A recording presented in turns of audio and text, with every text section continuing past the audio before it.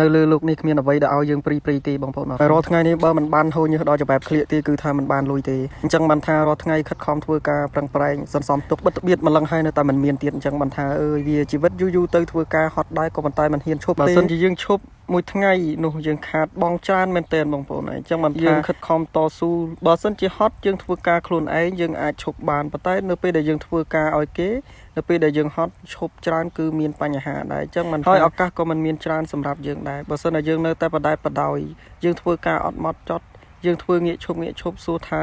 តកែណាដែលគេអាណិតគេស្រឡាញ់យើងគេចូលចិត្តពីព្រោះថានៅពេលដែលយើងឈប់មួយថ្ងៃពីរថ្ងៃទៅវាអាចខាតបង់ការងារច្រើនខាតបង់ចំណូលរបស់គេច្រើនអញ្ចឹងបានថាយើងធ្វើការយើងត្រូវប្រឹងប្រែងខិតខំដើម្បីសួរថានៅពេលដែលខាតបង់ការងារទៅមិនមែនខាតបង់តែតកែទេខាតបង់ដោយទាំងយើងដែរនៅពេលដែលតកែគាត់បានផលច្រើនគាត់បានចំណេញច្រើនគាត់នឹងចែកភាគរយឲ្យយើងច្រើនដែរហើយមានអ្នកមួយចំនួនទូចទៀតនោះគឺមានទម្លាប់អាក្រក់មែនទែនគឺទម្លាប់នោះគឺទម្លាប់នៅពេលដែលចូលធ្វើការនៅកន្លែងណាមួយគឺចាប់ផ្ដើមសួររឿងប្រាក់ទាំងដែលជំនាញខ្លួនឯងនឹងគឺមិនទាន់មានច្រើនទេមានតិចតួចមែនទែនអញ្ចឹងការងារកន្លែងណាក៏ត្រូវការរៀនច្រើនមែនទែនគឺថាការងារជាអ្នកបង្រៀនយើងដោយផ្ទាល់ខ្លួនឯងតែម្ដងហើយសួរថាបើយើងនៅរវល់តែសួរតែរឿងប្រាក់ខែអញ្ចឹងយើងអត់ខិតខំធ្វើការអត់ខិតខំស្វែងយល់ពីការងារ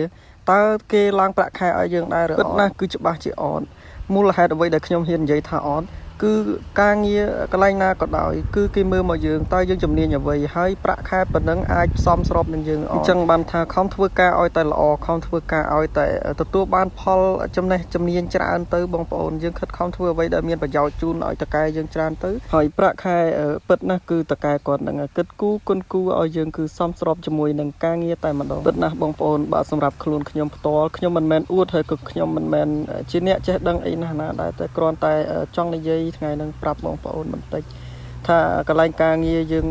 ធ្វើគឺយើងត្រូវទាមទារឲ្យមានបទពិសោធន៍ច្រើននិងចំណេះជំនាញច្រើនអញ្ចឹងបើសិនជាអាចបងប្អូនព្យាយាមខិតខំសិនមានកន្លែងការងារណាល្អហើយគួរណាតែប្រឹងប្រែងធ្វើវារៀនពីវាឲ្យបានច្រើនទើបថ្ងៃណាមួយយើងនឹងទទួលបានជោគជ័យផងដែរបាទអរគុណច្រើនវីដេអូមានតែប៉ុណ្្នឹងអរគុណបងប្អូនអរគ្នា